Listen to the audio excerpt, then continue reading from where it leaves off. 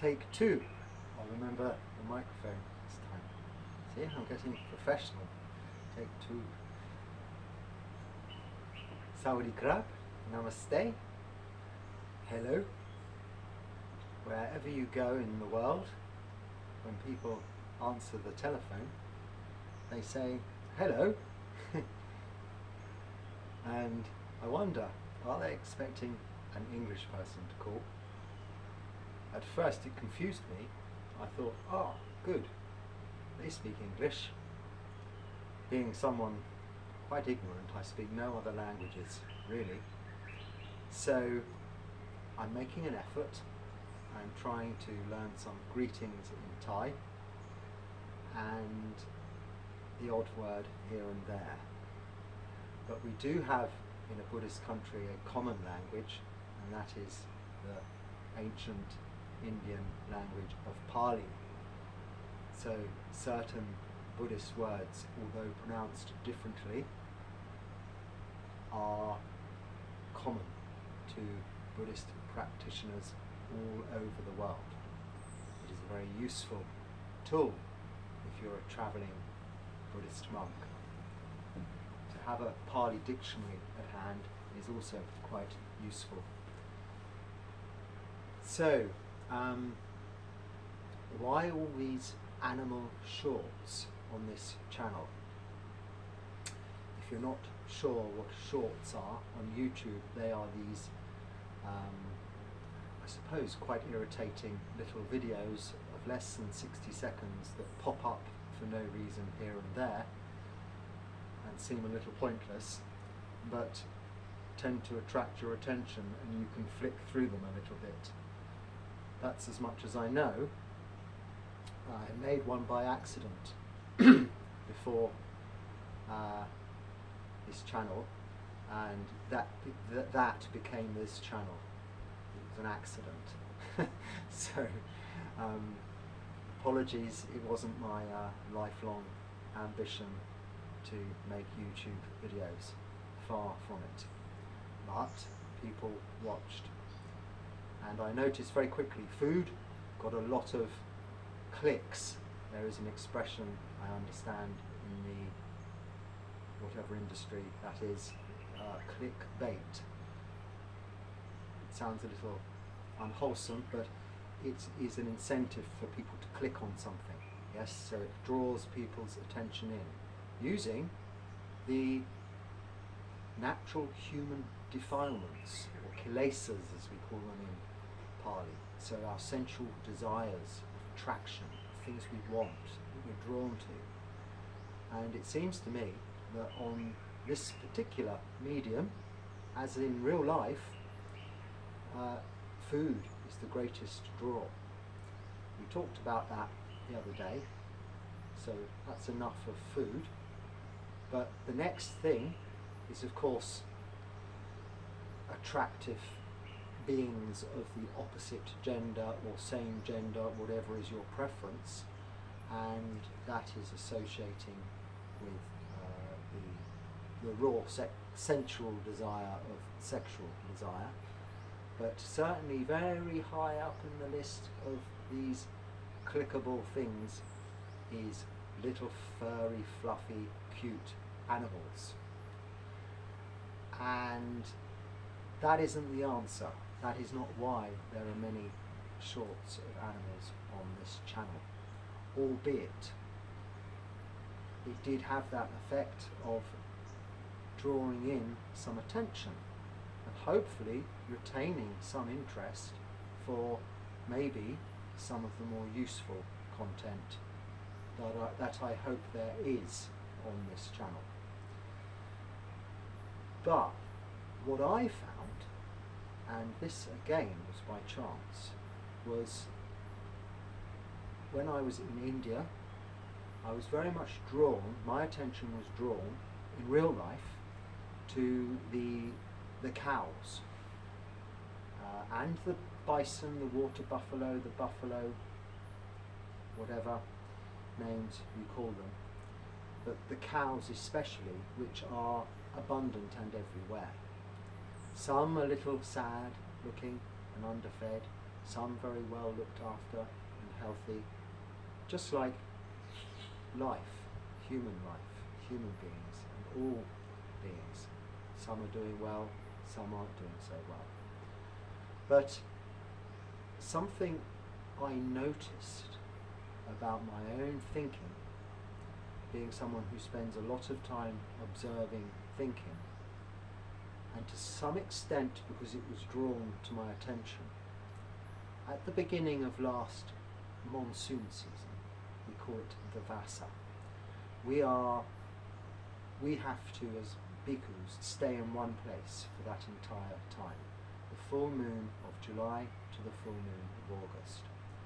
So having raced back from a visa run to the UK, just in time for the Vasa, otherwise I would have had to have stayed in the UK for 3 months at our monastery there.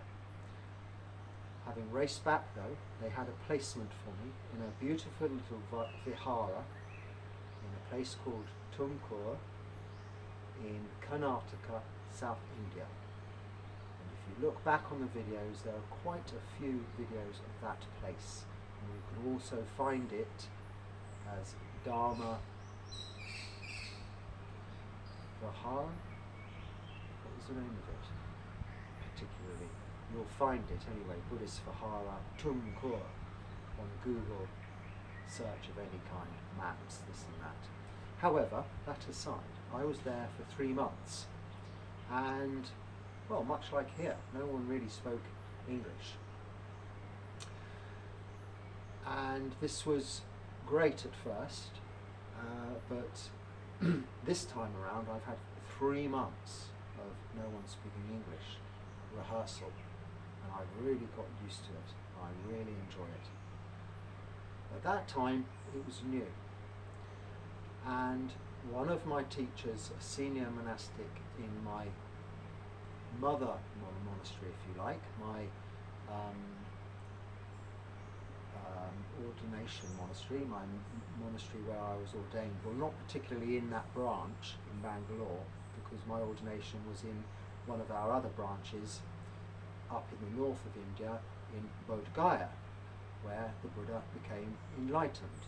You may have heard of it, it's pronounced differently in all different countries, but Bodh Gaya, as in Bodh, Buddha, and Bodhi tree, and Gaya is kind of the town and the place that's on a river that runs through, and in the times of the Buddha, this is a long story, he became enlightened there. It's one of the 4 main Buddhist holy places, so many people go there from all over the world, like the Mecca, if you like, to Buddhism, or the Jerusalem to Christianity. So it's a very popular, busy place, and an auspicious place to take your ordination. And we have a branch there, and the sister organisation of my organisation that I am a Bhikkhu of, the Mahabodhi Society, is also there. So it was an appropriate place for my ordination. However, how did I get onto that part of the subject? Let's go back to, yes, so one of my senior monastics, before we started the reigns, went off to our places, most of the monks, a lot of the monks stayed in Bangalore in the Mahabodhi Society, but I went off to Tumkur and to be on my own. And one of our instructions for the Vasa was to try and practice metta. And metta is one of the parami. The Pali word metta means loving kindness. It can be translated differently, but that's most commonly how it is translated. Not quite love, not just kindness.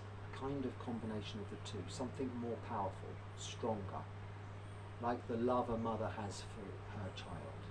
That kind of love and kindness and protection. We were instructed as junior bhikkhus, which you are, for at least 5 years, having been ordained a bhikkhu, to practice metta. And I thought, well, that's a tricky one, but I'll give it a go, because it's not my strong point.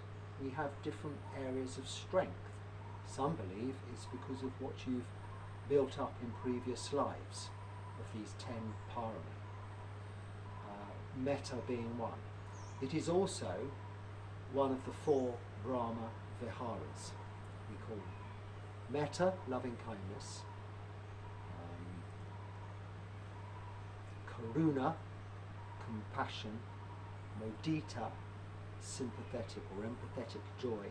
And Upeka, which means equanimity. Those are the 4 Brahma Viharas. There is a video all about those on here. I think there's a video about the 10 parami also, but I'm not sure now. Anyway, there are a lot of shorts. And why? The simple reason is because of metta. Now, I was in an environment where I found there was many cultural differences, a language barrier, many aspects of associates and people I was with and things I was doing which didn't naturally develop metta within me. You know, it's quite fair and honest to say you don't have to like everybody. Just because you're a Buddhist, you don't go around with these pink glasses on saying, oh, I love these people, I love this person, I like everybody. This isn't true. We don't like everybody. We don't have to hate everybody, but we don't have to like everybody. But we still can develop metta.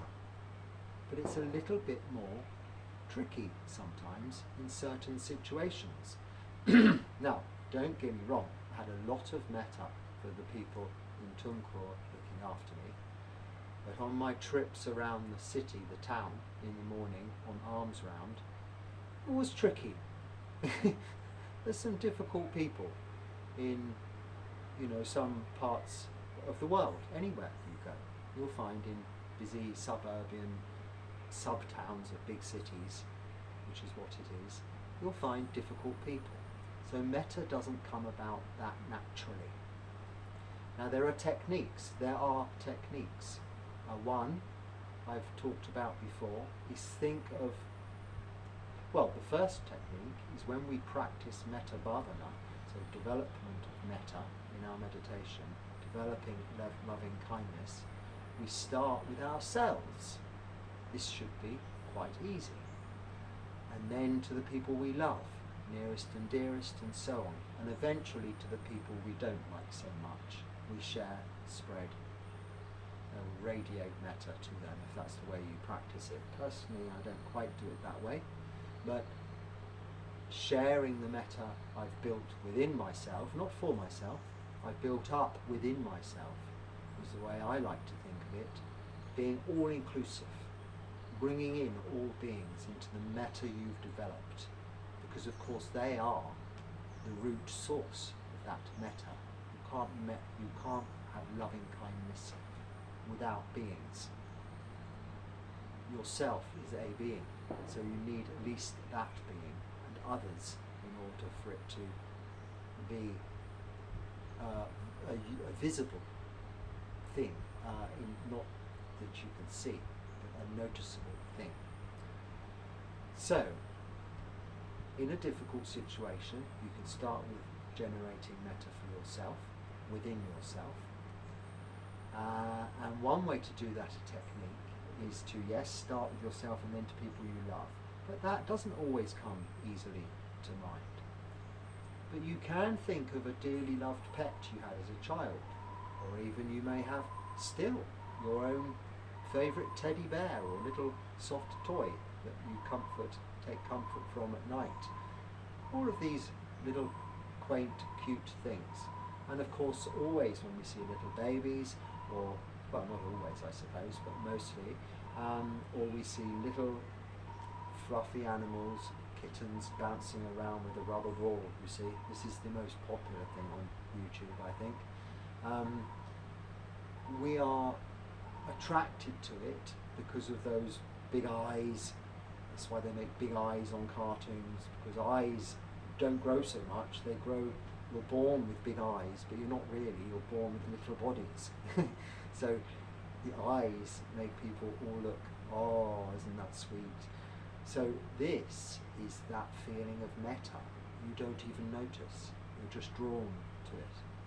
But I notice with these cows, which have huge big brown eyes and eyelashes, sometimes there's flies flying around and you think, oh, I want to wave them away. But they look so at peace when you look deep into their eyes. And they have beautiful coats, mostly, and they have little calves, and they have mothers and fathers, or bulls and cows and calves. And they just showed me an example of metta, but in real life, not an imaginary thing.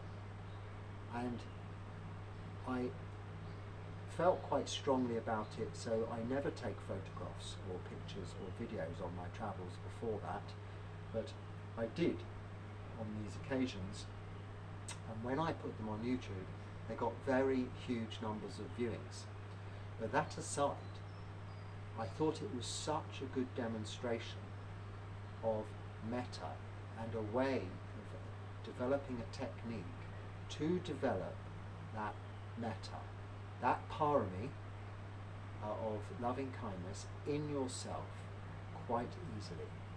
You don't have to go around videoing cows, just find any little cute animal you like. Now, it does work. We have personality types. And again, if you go back, there is a video about how to determine your personality types. The 3 root defilements. So I said defilements earlier, the Pali word is kilesas. There are many, but the root of them all comes from, well, the root of all suffering is really desire. Yes, desire for something you want, you can't have, or the desire for something you don't want to not have something you've got, put it that way, like a pain. But the root defilements, kilesas, are greed, hatred, delusion. So greedy, lustful, hungry, wanting nature. Someone who wants to earn all the money and have all the food for themselves and accumulate all the wealth. So materialistically it would be generally associated with, rather than something more like spiritual gain, like wisdom. The Buddha said there are these gains, and the highest gain is wisdom, and then health, of course. Because health, wisdom first, because then you can understand if you don't have good health. Yes, if you really have developed panya, wisdom, and you're unhealthy, you know it as a result of it just being this body. It's subject to fail. It is going to age, get sick and die. It is anicca, impermanent, dukkha, unsatisfactory, and anatta, out of your control. Through our practice, I'll say it again, sila, good behaviour, samadhi, meditation, and developing that wisdom, panya, we understand this. So that is the greatest gain. The second is health, and the list goes on. But really, very at the bottom of the list, I don't think it comes anywhere, is wealth, material gain. It is irrelevant. But this is a root defilement, greed. And hatred is really just disliking, just finding it difficult, almost the opposite to metta.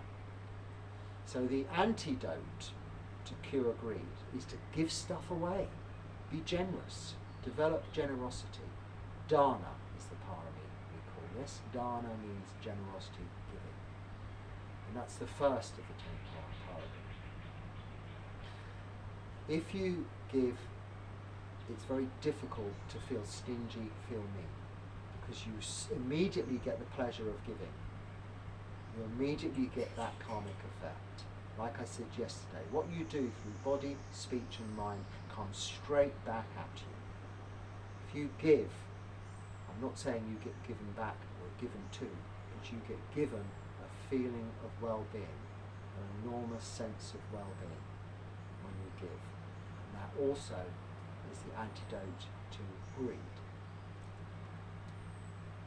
Hatred, or just ill will, we call it sometimes, or just not liking someone or something we don't want, a situation for instance, or even an emotion, not just physical feelings, it could be a feeling, an emotion of depression, something like that.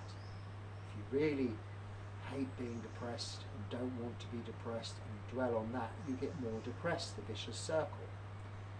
So what you tend to need to try and do is really concentrate on what you do have, the positive sides, the friends you may have, or the small things in life that can give you some pleasure.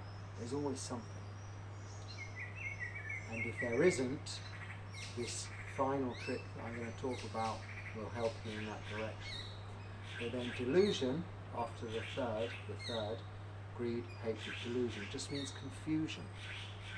So sometimes very intelligent people, very, very intelligent people, are not deluded, they just know too much, think too much. We can think too much about any subject, and then we don't understand it. When something is simple and it works, keep it that way. You'll notice technology, how it's developed over the years.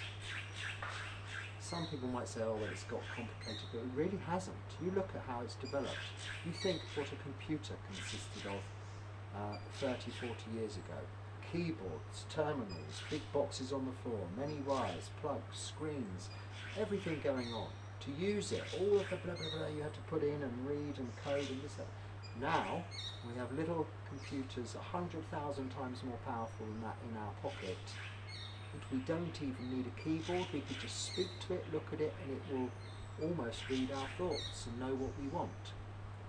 So has it got more complicated? No, it's got more simple. The actual physical mechanics of it, even, are more simple. Okay, the technology, the knowledge, the wisdom behind it is immense, but the end result is simplicity. So we have a tendency towards complexity, which is cyclical. It gets more and more complex until the answer comes, really, it's quite simple, it's just that. And everything comes back down to its lowest common denominator. So delusion is just that. A little bit of confusion as a result of too much information, or a little bit of confusion as a result of not enough information.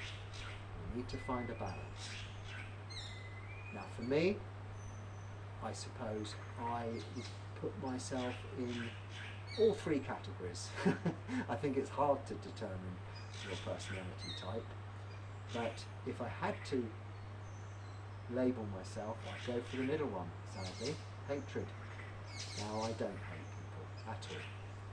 But I think, in terms of how I've developed my parami, if you don't believe in previous lifetimes and future lifetimes, it doesn't matter. Within this lifetime is sufficient. But the way it has developed is such that metta doesn't come so easily to me. And the opposite of metta is hatred. So I don't hate everyone, I just find metta harder to develop. But not now. This was before, years before. But I've been a practicing Buddhist for a long time now, and a monk for not so long, but I was living as a monk for a long time before becoming a monk, and trying and practicing metta. The antidote towards ill will is better than hatred, as I've described. So rather than, that's that annoying person again, which would be my tendency, natural tendency, it is, well, their mother loves them, and that is the other technique. You can always think a mother loves their child All beings, mothers, love their child unconditionally. They protect their child, their only child, with their own life if necessary. So this is one way to look at people who don't necessarily attract you, or you have a little bit of judgmental animosity towards them, let's say. But if you develop this metta within yourself, it builds a kind of reservoir of metta. And that reservoir of metta begins to outweigh the reservoir of hatred. It balances the books. So this technique of simply either visualizing or going and seeing cute animals is a wonderful way to develop metta. And maybe this is why people are clicking on lots of videos of fluffy cats. It's unknowing to them they're developing metta, which is a wonderful and marvellous thing, because it will make the world a better place. And for me, having this relationship with cows and other animals, I found in walking around in the places where I was, kind of one thing led to another. And I was never particularly attracted or fond of all animals. Dogs, as a child I quite liked dogs, but as an adult I sort of grew a little bit distant towards them. Cats, I didn't like them much at all. But there were lots of cats, lots of dogs in India. I had a neighbour whose cat gave birth to many cats, kittens, which I saw happening. And this, it just automatically brought something out in me, some metta, loving kindness for cats. And dogs also to some extent. I had some quite frightening, difficult situations with packs of, they're not wild dogs, we call them stray dogs, but they are wild because they've kind of never had a home and they behave wildly, like wild dogs. But technically they are from a domesticated pedigree, family, if you like. But there's many of those that I would have problems with at night if you're just wandering and you're sleeping and living outside. It could be difficult. There's videos about that as well if you go back. But developing metta through something as simple as looking at videos or pictures of cows and sheep, ducks, whatever is your favourite at first. It develops metta like adding and building a reservoir, a stock, a supply of loving kindness within yourself. And as this builds up, it diminishes the potency, even the validity of the hatred or the judgmental aspects you may have also a tendency towards in your personality. They don't have to be that severe, and they're also very easy to notice. So one of the easier things to cure. It's easier to cure hatred because it is so obvious to you and it hurts you. So you can notice it and you can see how it hurts you and you can cure it with metta, with loving kindness. With greed it's a little difficult. You still want cake even though it's hurting you. You can't see it hurts you. It might be killing you but you can't see that it tastes nice and you want more. And with delusion you're just confused, so how can you know anything? But hatred is a little more black and white. So if you're going to have a problem personality type leaning towards anything, it's fortunate to have that one. But you do need to develop metta. So when your teacher says spend the next 3 months practicing metta, don't think, oh, that's going to be not for me, not my cup of tea, as we English say.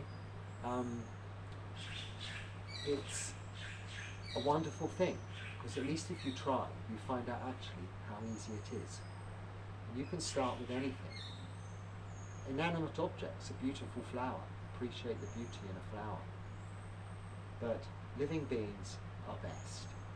So find some cute animals that attract your attention and just watch them. And what you find as this reservoir of metta builds within you, you attract them. More come to you. They don't seem to run away so much. Now in this forest here, there are all kinds of animals, and they seem never to run away. They're used to monks. They're used to people that stay here that are never going to do them any harm. Because of course the 5 precepts together mean doing no harm to yourself or any other beings. The first, no killing. Yes, put all the 3 or 5 precepts together, no harm. But of course with no killing an animal, he knows he's not going to be hurt intentionally by anyone here, any humans here. So they've got used to, over the years, generations, that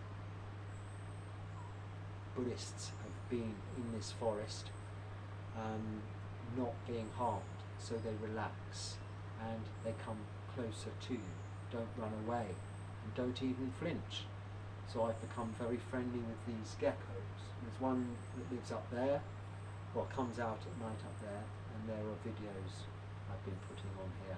And he seems to be attracting interest from other people. I think he's very cute, the way his little feet run along the wall, and they have sticky feet. They're not actually sticky, it's very clever how they walk on walls. I can understand more of these little ones, but these bigger ones, it's hard to imagine how that is. He relaxes, he meditates on the wall, as if there's no gravity at all. It looks on the video like he's on flat, like this, but he's like this, and just motionless. And then I disturb him and he goes running off with his little feet. Now I find him very cute. Now I think before I developed METTÀ, I would have thought, ooh, might have even jumped a little if I saw one thing like that, not being used to them. But now I don't, and it's no attainment, it's no skill, it's just normal. You've eradicated that ill will a little bit, reduced it, and replaced it with more loving kindness. And when you do that, even when my friend the cobra comes along, he's not been back, but I made a video again of this cobra who visited the washing line recently. And when I look back at this video, I looked closely, and if you zoom in, he does make this bit come out, and he opens his mouth and shows his fangs. So maybe he wasn't that happy, and maybe it wasn't demonstrating so much metta back to me. But I got very close, and it didn't bite me. It didn't run away, until eventually I asked it to please run away, and then it disappeared in a direction I didn't want it to. But later it was at the bottom of the steps just down here, basking in the sun, quite happy, and I let it be. Eventually he slithered off down into the woods, and I haven't seen him again. But a few years ago, 5 years ago, well, I think I would have just gone the other direction quite quickly and probably not come back until I was sure the coast was clear. Maybe, maybe not, I don't know. But by developing this stock of metta, which we can either do through meditation or we can just do it all of the time, and I think that is the best way. It can be part of your meditation, but you can develop metta all of the time, and then you're meditating all of the time. So try it out. Watch my geckos, watch the cows. They're lovely with their big eyes, but even better if you can, go and find your own animals that you like and just give them some food, and then you're practicing 2 parami in one go. You're giving dana and you're developing metta. I can't think of anything, but I'm sure that is also covering some of the other parami too. But it's a wonderful thing to do, and there are always some animals somewhere they need food. Even if you let the mosquito land on you, take some blood, and fly away, that doesn't even hurt.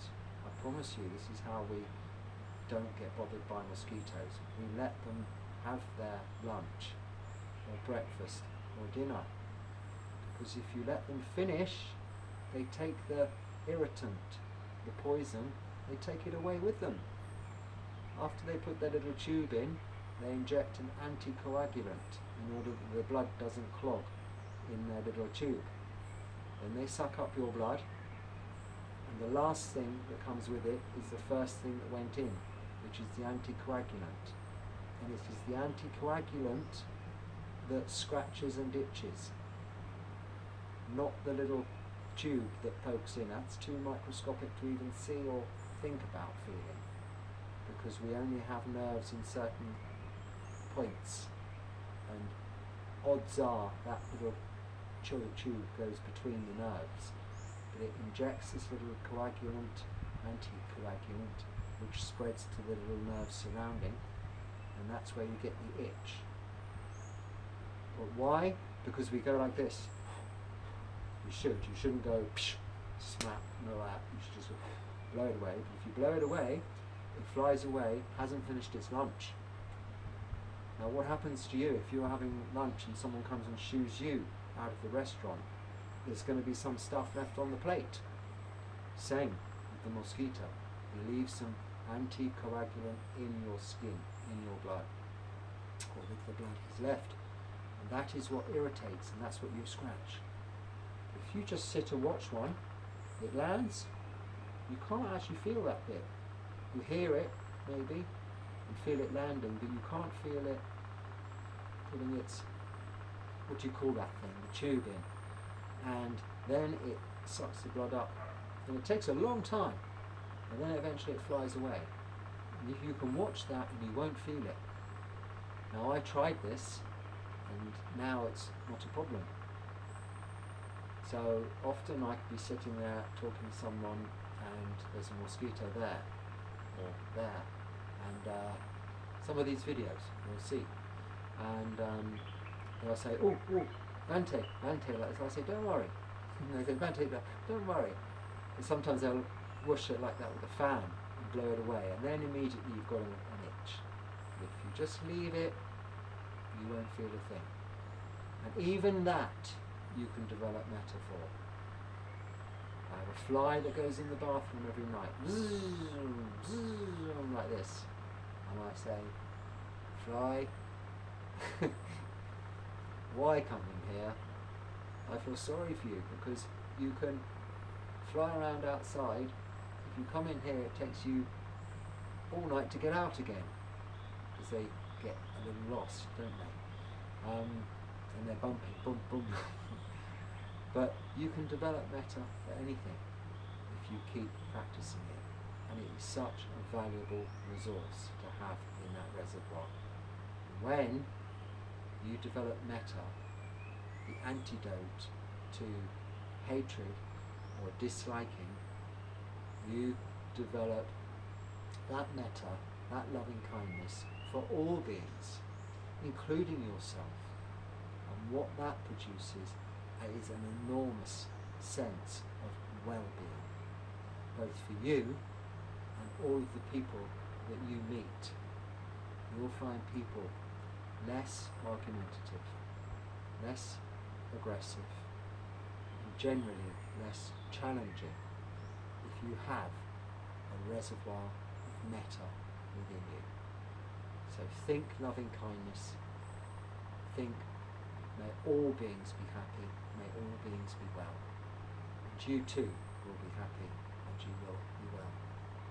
So on that point, I wish you metta with many blessings for this full moon Uposita day, or one Phra, and hopefully you're keeping 8 precepts today, which will give you a whole afternoon to practice meditation, developing your mind, wholesome mind states, reducing unwholesome mind states, and in turn developing those all four Brahma Viharas, not just metta, but what will follow shortly, and with it will be karuna, compassion, and mudita, sympathetic joy, and eventually equanimity. Because when you get on with everybody, when there are less challenges in life, interpersonal challenges with other people or with other beings, you become equanimous. When you know the snake isn't going to bite you, you don't jump. You just see the snake. By seeing the snake, it's just seeing. And actually it's quite beautiful when you look at you have the opportunity to see the snake, really see it. See its beautiful jade coloured scaly skin and beautiful symmetrical scales. You wouldn't have noticed without equanimity that. It would have just slithered off and you would have run the other direction. How much are you missing out on in life when you don't have metta? So coming from someone who has a tendency towards ill will and hatred, I can assure you, you can develop metta, whatever your tendency. Once you start, it can be addictive because it does give you back as much as you give. So give it a go, and I'll leave it there. Goodbye for now.